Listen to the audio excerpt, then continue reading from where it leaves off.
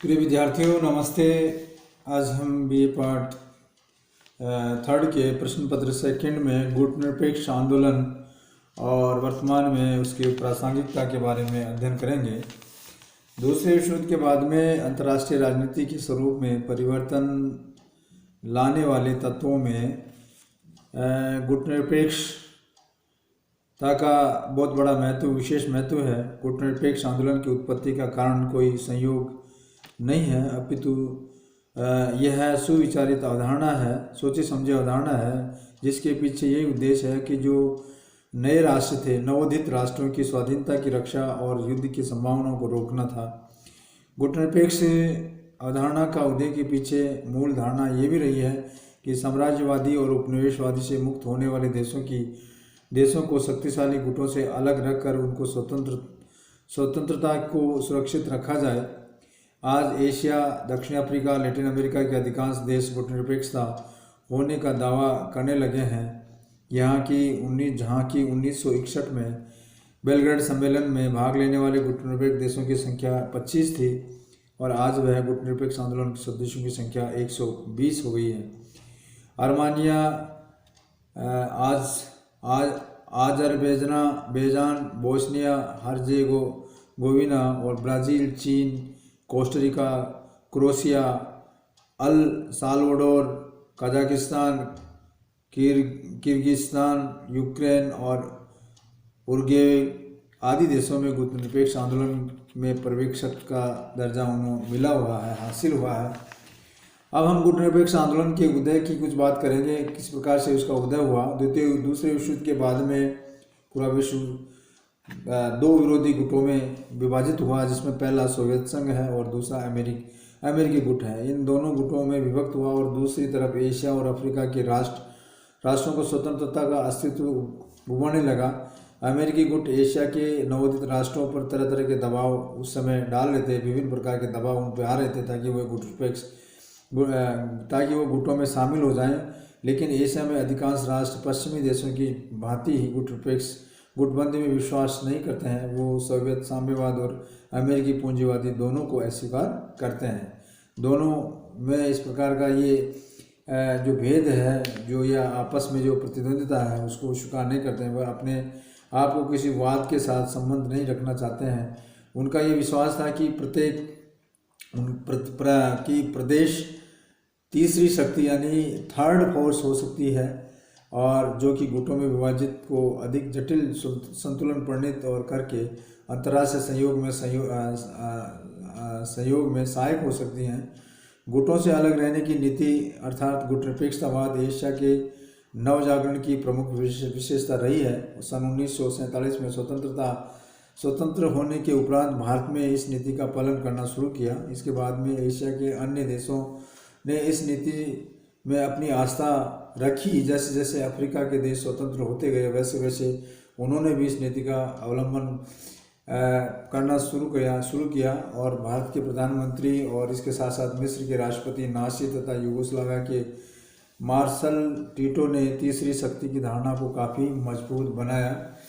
इसके साथ अब अगर हम बात करें कि शीत युद्ध के राजनीतिक ध्रुवीकरण के गुटनिरपेक्षता को समझने की तैयारी करने का जो एक उत्प्रेरक का कार्य किया है, वो लंबे औपनिवेशिक आधिपत्य से स्वतंत्र होने के लंबे संघर्ष के बाद किसी दूसरे आधिपत्य को स्वीकार कर लेना नवोदित राष्ट्रों के लिए एक असुविधाजनक स्थिति थी, क्योंकि काफ़ी सालों के बाद में गुलाम रहने के बाद में फिर हम किसी एक विचारधारा से जुड़ें तो वो एक असुविधाजनक स्थिति सामने थी। अंतर्राष्ट्रीय राजनीति में एक ऐसी ही भूमिका की तलाश में थे जो अन्य आत्मरक्षा, आत्मसम्मान के साथ साथ क्षमता के अनुरूप हो। क्षमता स्तर पर किसी राष्ट्र के लिए ऐसी स्वतंत्र भूमिका अर्जित कर पाना एक भागीरथ प्रयत्न था। इसकी संभावनाएं भी बहुत अधिक संदिग्ध बनी हुई थी और अतः आत्मसम्मान और अंतर्राष्ट्रीय भूमिका के समूह में पहल न सिर्फ वांछित थी अपितु यह आवश्यक भी थी। और इसके साथ साथ ही हम बात करें स्वतंत्रता और सामूहिकता के इस मानसिकता ने गुटनिरपेक्षता की वैचारिक और राजनीतिक नींव रखी और इस प्रक्रिया में शीत युद्ध के तत्कालीन राजनीतिक वातावरण को गति मिली। अब हम इसकी अर्थ और परिभाषा के बारे में जानेंगे। अर्थ और परिभाषा की जब बात करते हैं तो गुटनिरपेक्षता शब्द जिस नीति अथवा दृष्टिकोण का द्योतक बना है वह द्योतक बोध कराने के लिए यही एकमात्र शब्द है और न ही ये सबसे संतोषजनक शब्द है। और ये शब्द शायद ही जवाहरलाल नेहरू ने गढ़ा था। वे अपने इस बहुत ही प्रसन्न नहीं थे क्योंकि इस शब्द को प्रकटतः एक निषेधात्मक ध्वनि है। गुटनिरपेक्षता को अप्रतिबद्धता या यूँ कहें कि असंप्रकता या तटस्थता या तटस्थवाद या सकारात्मक तटस्थवाद या सकारात्मक तटस्थवाद, इसके अलावा गतिशील तटस्थता या कहें कि स्वतंत्र और सक्रिय नीति और शांतिपूर्ण सक्रिय नीति से अस्तित्व की को कहा है। इसके संबंध में डॉक्टर MS राजन कहते हैं कि इसमें कुछ शब्द और शब्दाबंध तो केवल अर्थजाल के द्योतक हैं और साथ में हम ये भी कह सकते हैं कि ये जाल गुटनिरपेक्षता के अनेक आलोचकों से बुना हुआ है जिन्होंने यहाँ तक सहानुभूति नहीं रखी कि जिन्होंने इसके बारे में पूरी जानकारी नहीं रखी, भले ही किसी भी गुटनिरपेक्ष देश के प्रवक्ता और उसके समर्थक भी इस शब्द का प्रयोग कर लेते हैं। इसके साथ ही इसके संबंध में जो धारणा थी उस धारणा की व्याख्या करते हैं तो गुटनिरपेक्षता के सब भिन्न भिन्न दिखाई देते हैं। मुख्य रूप से ये धारणा है जैसे अलगाववाद है, अप्रतिबद्धता है, इसके साथ साथ तटस्थता है, इसके अलावा तटस्थीकरण है और एकल पक्षवाद है या असंलग्नता है। इस प्रकार के शब्द से इसको जाना जाता है। मुख्य रूप से अलगाववाद ऐसी नीति का समर्थन करता है जिसमें राष्ट्र विश्व में राजनीति में कम से कम भाग लें और उसमें बिल्कुल अलग रहें, उसको कहेंगे। इसके साथ साथ अप्रतिबद्धता का अभिप्राय यह है कि किसी दो अन्य शक्तियों के समान संबंध रखते हुए उनमें किसी एक के साथ पूरी तरह से प्रतिबद्ध न होना।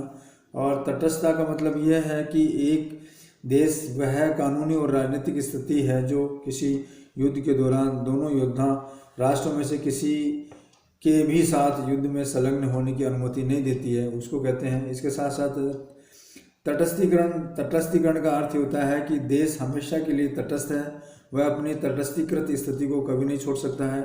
स्विट्जरलैंड इसी स्वरूप का राज्य एक महत्वपूर्ण उदाहरण है। एक पक्षवाद की बात करते हैं तो इसमें इस सिद्धांत को हम हामी है कि प्रत्येक देश को निःशस्त्रीकरण जैसे आदर्शों का पालन करने की नीति अपनाना चाहिए और ऐसे करने के साथ इस बात का बिल्कुल भी ध्यान नहीं रखना चाहिए कि वह देश ऐसा है या नहीं है। असंलग्नता का अर्थ विभिन्न पारस्परिक विरोधी विचारधाराओं के मध्य हो रहे संघर्ष से उत्पन्न खतरों को समझाने पर जोर देती है। ये बात बताती है कि हमें संघर्ष से अलग रहना चाहिए। इसके साथ ही शीत युद्ध के पृथक्करण की गुटनिरपेक्षता का सार तत्व है।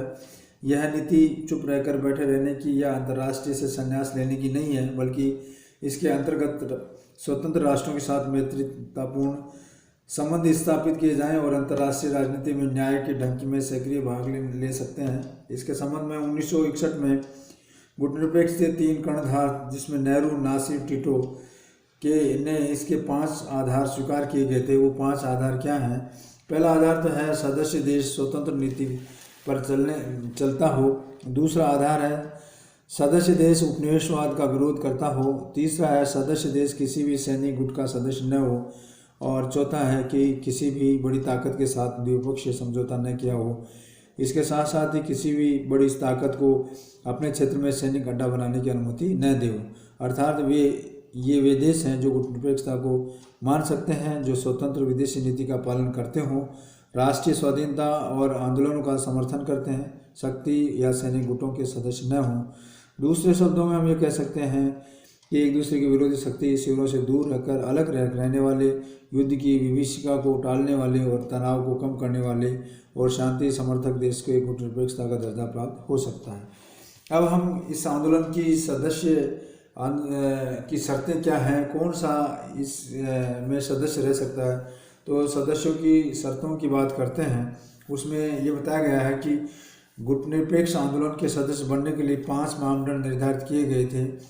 ये मापदंड जून 1961 में कायरा में 21 राष्ट्रों की बैठक में तय हुआ था और इसके बाद में परस्पर विरोध मत किए गए जाने के कारण मतभेद मापदंडों के संबंध में काफ़ी समझौता करना पड़ा और अंत में ये मापदंडों के आधार पे बेलग्राड सम्मेलन में के लिए निमंत्रण भेजने के बारे में यह निर्णय करने में काम उन देशों को राजनीतिक प्रतिनिधियों की भूमिका एक सीमित समिति को सौंपा और उस समिति को जिन्होंने कायरा में तैयार की बैठक में भाग लिया।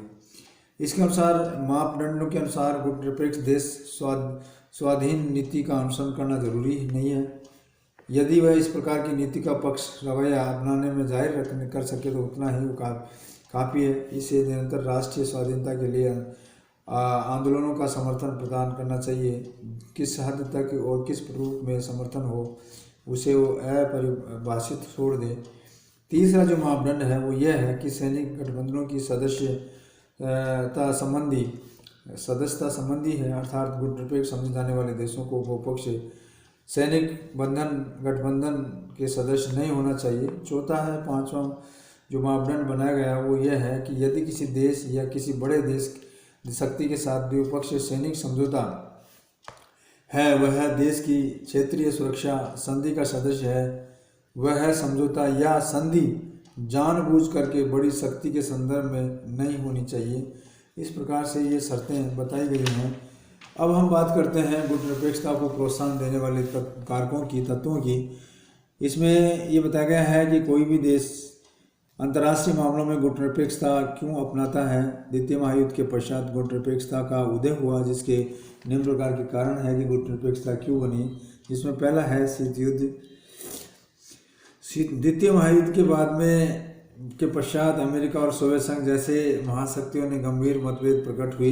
दोनों पक्षों में तीव्र तनाव, वैमनस्य और मतभेदों की इतनी विषम स्थिति उत्पन्न हो गई कि वे परस्पर एक दूसरे के विरोधी कटु वाग्बाणों और आरोपों की वर्षा होने लगी। ये कहना उचित होगा कि बारूद के गोले और गोलियों में लड़ने वाले शस्त्र सैनिक संघर्ष के न होते हुए भी कागज़ के गोलों और अखबारों से लड़ने वाले पारस्परिक विरोधी राजनीतिक प्रचार का तुमुल संग्राम छिड़ गया। अंतर्राष्ट्रीय राजनीति में इस संघर्ष को शांति युद्ध की संज्ञा दी गई। शीत युद्ध के बाद में वातावरण को नव स्वतंत्र राष्ट्रों के किसी भी पक्ष में समर्थन न करने से पृथक होने का निर्णय लिया और शीत युद्ध के पृथक रहने की नीति को आगे चल करके गुटनिरपेक्षता का नाम दिया। दूसरा है मनोवैज्ञानिक व्यवस्था।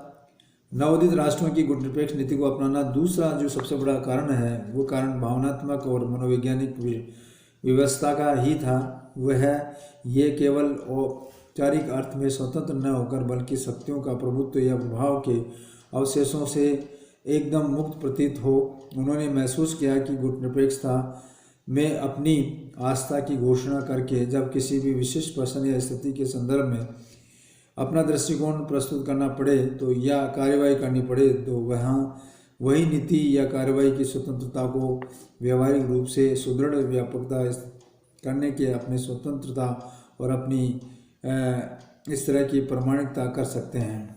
अब हम बात करते हैं तीसरा जो कारण है वह सैनिक गुटों में से पृथक रहना। 1945 के पश्चात ही संसार के दो गुटों का उदय हो चुका था और 1945 से लेकर के 50 की कालावधि में दक्षिणी अफ्रीका के अनेक राष्ट्र स्वतंत्र हुए और ये सभी शोषित और गरीब देश थे। संभलने के लिए समय चाहिए था। किसी भी गुट की राजनीति में मिल जाने पर ये चक्रव्यूह में फंस जाने की समस्या थी। ये समस्या सुलझाने के लिए पूर्ण अवसर नहीं मिलता और वो सदैव ही के लिए दब करके रह जाते हैं। तो ये भी एक महत्वपूर्ण कारण रहा कि गुटनिरपेक्षता की उत्पत्ति क्यों हुई। इसके साथ ही अपने पृथक और विशिष्ट वैचारिक स्वरूप को अक्षुण्ण बनाए रखने की अभिलाषा के कारण भी ये गुटनिरपेक्षता उत्पन्न हुई, जिसमें जो नए राष्ट्र स्वतंत्र हुए थे उनको ऐसा लग रहा था कि गुटनिरपेक्षता उनके लिए विशेषतः दोनों गुटों के वैचारिक संघर्ष के संदर्भ में अपने अपने पृथक विशिष्ट वैचारिक स्वरूप का अक्षुण्ण बनाए रखने का साधन थी। ये अपने राजनीतिक, आर्थिक, सामाजिक और सांस्कृतिक संस्थाओं में पृथक स्वरूप बनाए रखना चाहते थे और वो ये नहीं चाहते थे कि वो राष्ट्रों के किसी बड़े समूह में या यूँ कहें कि किसी न किसी सर्वोच्च शक्ति का बोलबाला हो, उनकी अपनी कोई पहचान न रह जाए। उन्होंने अनुभव किया है कि वे दूसरे राष्ट्रों की छाया मात्र नहीं बन सकते, चाहे वे राष्ट्र के कितने भी उन्नति क्यों न हो। राष्ट्रपति सुकर्ण ने कहा था कि न तो हम छाया राष्ट्र हैं और नई पाठ्य पुस्तकीय विचारक हैं। इसके संबंध में भारत के प्रधानमंत्री लाल बहादुर शास्त्री ने कहा था कि हमारा स्वर किसी और स्वर की प्रतिध्वनि नहीं है, उन लोगों की असली आवाज़ है जिसमें उसका प्रतिनिधित्व करते हैं और जिनकी ओर से हम बोलते हैं। अगला है स्वतंत्र विदेश नीति के संचालन की अभिलाषा।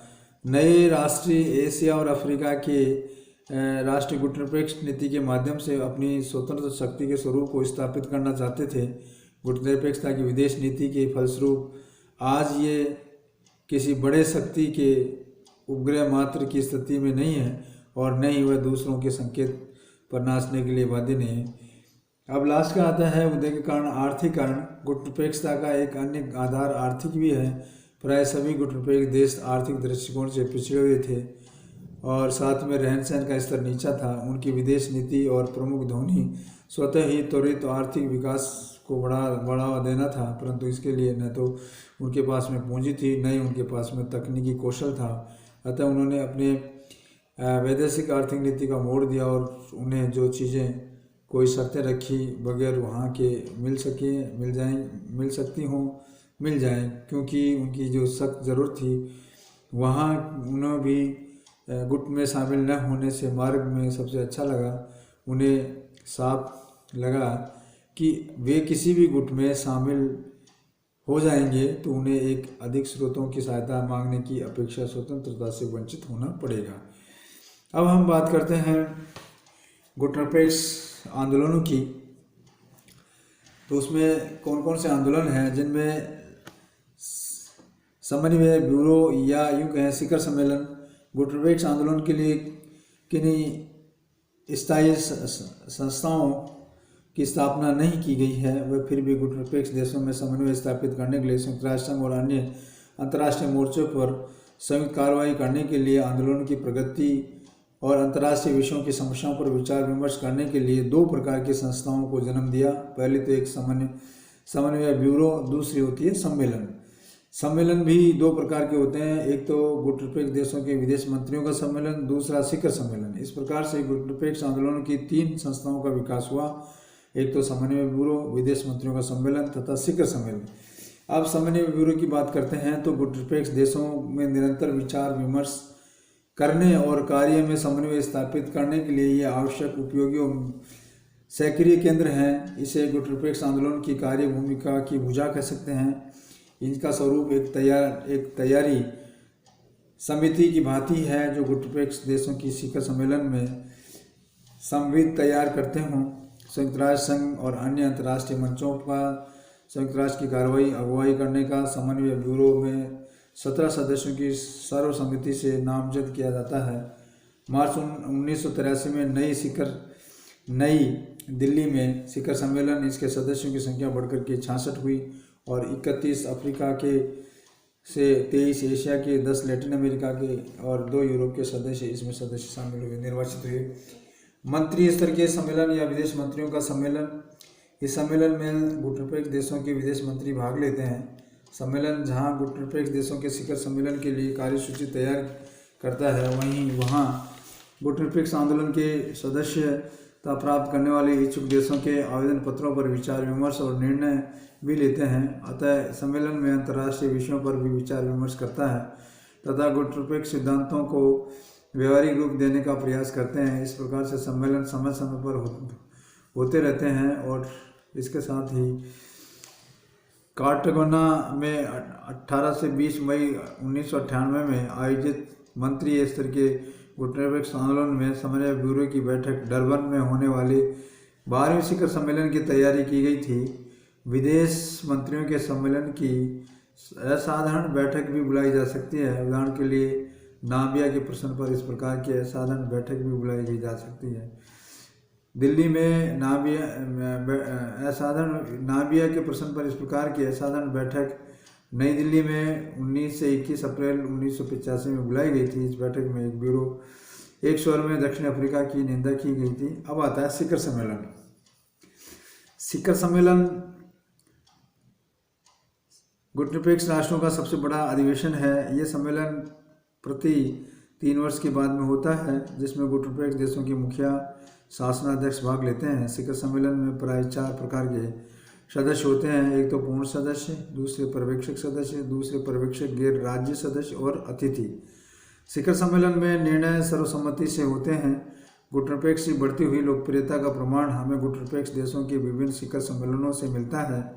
गुटनिरपेक्ष देश के प्रति 3 वर्ष के शिखर सम्मेलनों में आयोजन करते रहते हैं और इसके 4 प्रमुख लक्षण हैं। पहला है गुटनिरपेक्ष की लोकप्रियता में वृद्धि, दूसरा अंतर्राष्ट्रीय मामलों में गुटनिरपेक्ष देशों की दृष्टिकोण का स्पष्ट रूप से अभिव्यक्ति, और गुटनिरपेक्ष देशों के पारस्परिक राजनीतिक, आर्थिक एवं सांस्कृतिक सहयोग की वृद्धि, और विश्व के राजनीतिक संगठन के साथ साथ गुटनिरपेक्ष देशों की आवाज़ को बल मिलता है।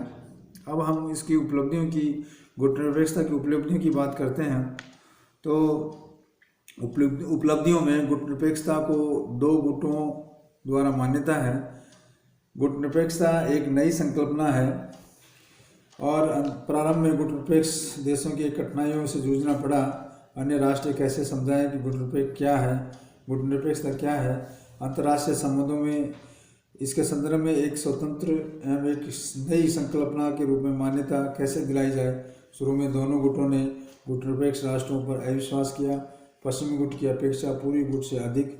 सच्ची बात यह थी कि गुटनिरपेक्ष देश, जिनमें भारत भी सम्मिलित था, स्वतंत्रता प्राप्त करने के बाद में वर्षों तक साम्यवादी राष्ट्रों ने अपनी स्वतंत्रता की मान्यता प्राप्त नहीं कर सके। दोनों गुट ये मानते थे कि युद्धोत्तर विश्व में किसी भी राष्ट्र के सामने एक ही रास्ता रहता है, वह है जिसमें किसी एक के साथ गुटबंद हो जाए, यानी एक के साथ जुड़ जाएं। तो ये उपलब्धि है कि ये दोनों गुट इस चीज़ को माने, इस कल्पना को माने, गुटनिरपेक्षता को माने। इसके साथ साथ ही विश्व राजनीति में संघर्ष को टालना, ये भी एक बहुत बड़ी देन है गुटनिरपेक्षता की कि ये संघर्ष को टाला है। गुटनिरपेक्ष की दूसरी जो उपलब्धि वो रही है वो यह है कि विश्व के कुछ विकट संघर्ष टल गए और उनकी तीव्रता में कमी आई है। फिर भी समाधान हो गया है। विशेषतः तीसरे विश्व युद्ध नहीं हो सका, जिसकी संभावनाओं के बारे में 1950 में शुरू से ही इस दशक के मध्य सरकारी और गैर सरकारी स्तर पर चिंता व्यक्त की जा रही थी, उसको टल गया। इसके साथ साथ शीत युद्ध को शस्त्र और युद्ध में परिणत करने से रोकना, यानी ये भी एक गुटनिरपेक्षता की महत्वपूर्ण भूमिका है कि वह बहुत सारे गुटनिरपेक्ष देश दोनों गुटों में सर्वोच्च शक्ति के बीच में सद्भावना हेतु संपर्क के माध्यम से काम करने को तैयार थे, और दूसरे शीत युद्ध के दोनों पक्षों के बीच जो खमालियाँ थी, यानी गलतफहमियाँ थी, उनको दूर करने में सहायता मिली। कभी कभी उन्हें यह भी अनुभव हुआ कि वो विश्व के न्यूक्लियर विध्वंस के कंगार पर है, युद्ध होने वाला है, तो उसको भी उन्होंने टाला। चौथा है शीत युद्ध को दितांत की स्थिति में लाना। शीत युद्ध को दितांत अर्थात तनाव शैथिल्य की स्थिति में लाने का श्रेय गुटनिरपेक्ष आंदोलन को ही है। और अगला है निशस्त्रीकरण और अस्त्र नियंत्रण की दशा में प्रगति करना। निशस्त्रीकरण और अस्त्र नियंत्रण के लिए बातचीत करने के लिए गुटनिरपेक्ष देशों में जो भूमिका निभाई है, उन्हें एकदम सफलता तो नहीं मिली, फिर भी कुछ इस प्रकार से लोगों ने ये कहना नहीं भूलने दिया कि वह विश्व शांति को बढ़ावा देने के लिए सारी चर्चा का सामना अस्त्र शस्त्र बढ़ाने पर बेलगाम दौड़ कितनी खतरनाक है। गुटनिरपेक्ष भारत को देख करके संतोष हुआ और 1954 में न्यूक्लियर शस्त्रों के परीक्षण पर प्रतिबंध लगाने और जो प्रस्ताव रखे थे उन्हें 1963 में आंशिक परीक्षण प्रतिबंध संधि के रूप में फलीभूत हुई, और इसमें इंदिरा गांधी के शब्दों में आंदोलन से शांति का मार्ग प्रशस्त हुआ और मानव प्रतिष्ठा और समानता का निर्माण हुआ। अगली देन थी वो यह है विश्व समाज के विभिन्न उन्मुक्त वातावरण का निर्माण हुआ। नवोदित जो कमज़ोर राष्ट्र थे वो महाशक्तियों के चुंगल से निकल कर उन्हें स्वतंत्रता के वातावरण में अपने अस्तित्व को बनाए रखने के अवसर गुटनिरपेक्षता ने ही दिए। तो ये भी अपने आप में एक बड़ी बात है। इसके साथ साथ ही अपने राष्ट्रीय प्रकृति के अनुरूप विकास के प्रतिमान यानी मॉडल्स तैयार हुई। गुटनिरपेक्ष देशों की बहुत बड़ी उपलब्धियों में ये भी है कि उन्होंने अमेरिका और स्वाधीन आदर्शों के अपने ऊपर थोपे गए विरोध को अपने राष्ट्रीय प्रकृति के अनुसार विकास में अपने राष्ट्रीय सांचे और पद्धतियों को आविष्कार किया। इस प्रकार से भारत के अपने लोकतांत्रिक समाज के ढांचे को आविष्कार किया और अरब राष्ट्रों ने अरब समाजवाद का किया। इसके साथ साथ ही हम ये भी कह सकते हैं कि गुटनिरपेक्षता ने संयुक्त राष्ट्र संघ के स्वरूप को रूपांतरित करना गुटनिरपेक्ष की नीति गुटनिरपेक्ष राष्ट्रों के साथ संयुक्त राष्ट्र संघ के कुछ दर्शनों को हमेशा हमेशा के लिए रूपांतरित करने में सहायता दी। एक तो अपनी संख्या के कारण, दूसरे शीत युद्ध में अपनी अधिक तटस्थता की दृष्टि से भूमिका के कारण गुटनिरपेक्ष राष्ट्रों ने संयुक्त राष्ट्र संघ के छोटे राज्यों के बीच में शांति बनाए रखने के लिए ऐसे संगठन रूपांतरित होने या करने में सहायता दी जिसमें छोटे छोटे राष्ट्रों के कुछ नियंत्रण रख सकें। इसके साथ साथ विकासशील राष्ट्रों के मध्य आर्थिक सहयोग की विकासशील राष्ट्रों के मध्य आर्थिक सहयोग और बुनियादी रखने के लिए गुटनिरपेक्ष राष्ट्रों की सहायता से मिली। कोलंबो शिखर सम्मेलन में तो ये एक आर्थिक घोषणा पत्र स्वीकार किया गया, जिसके मुख्य आधार ये था कि गुटनिरपेक्ष राष्ट्रों के बीच अधिकाधिक आर्थिक सहयोग हो और आर्थिक सहयोग के लिए प्रत्येक संभव प्रयत्न किए जाएं। गुटनिरपेक्ष आर्थिक सहयोग का एक संयुक्त मोर्चा है और तीसरी दुनिया में विकासशील देशों में सहयोग का प्रतीक है। साउथ साउथ संवाद का आह्वान निर्गुट राष्ट्रों के बीच के मंच से ही हुआ है। अब आता है लास्ट में इसके उदय का जो कारण है, वो नई जो लाभ मिला वो ये है कि नई अंतर्राष्ट्रीय अर्थव्यवस्था की मांग। इसमें गुटनिरपेक्ष नई राष्ट्रीय अंतर्राष्ट्रीय की अर्थव्यवस्था की मांग हुई है। गुटनिरपेक्ष आंदोलन के कायरा में जुलाई 1962 में आयोजित आर्थिक विकास की समस्याओं का सम्मेलन में पहली बार आर्थिक विकास का उल्लेख हुआ था। कायरा सम्मेलन के मुख्य सहायता और सुदृढ़ व्यापार संबंधों में दिया गया था। लूसाको शिखर सम्मेलन में गुटनिरपेक्ष देशों के आर्थिक और विकास संबंधी मामलों पर विकसित और औद्योगिक देशों के साथ सामान्य पहल का संकल्प लिया था। धन्यवाद।